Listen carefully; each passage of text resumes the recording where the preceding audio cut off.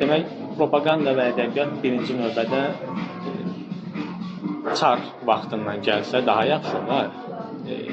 Bilmirəm, bizim izləyənlər bunu nə vaxt izləyəcək, amma biz təqribən 2 gün sonra da bu başlığa uyğun bir mühazirəmiz olacaq Aristotel Felsefe klubunda. Bax, mən onu bu söhbətin bəzi hissələrini orada da danışacağım. Deməli, Nabokov Rus ədəbiyyatı mühazirələrində giriş hissəsi Rus ədəbiyyatı yazıçılar və senzorlar adlı səhv eləmirəmsə bir başlıqla bir yazı yazıb. Orada Çar Rusiyasını biraz necə deyim, ideallaşdıraraq belə bir mövqe ortaya qoyur. O deyir ki, Çar Rusiyasında, Çar dövründə nə qədər qapalı bir rejim olsa da, hər yerdə, bütün sahələrdə bir baskı rejimi özünü göstərsə də, amma heç bir halda Çar ədəbiyyatçılara onu yaz demirdi.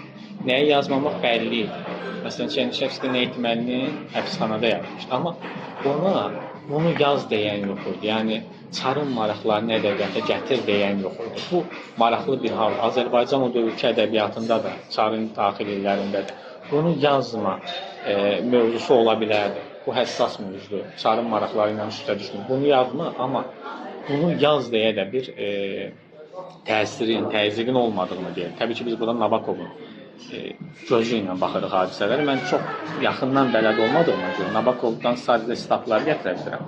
Əminliklə deyə bilmirəm ki, bəlkə də Çar dövründə başqa şeylər var idi. Amma hər halda biz Nabokovdan başlayaq, çünki Azərbaycanın yaxın tarixi də Çar Rusiyası ilə, onun müstəmləkə siyasəti ilə bağlı olub.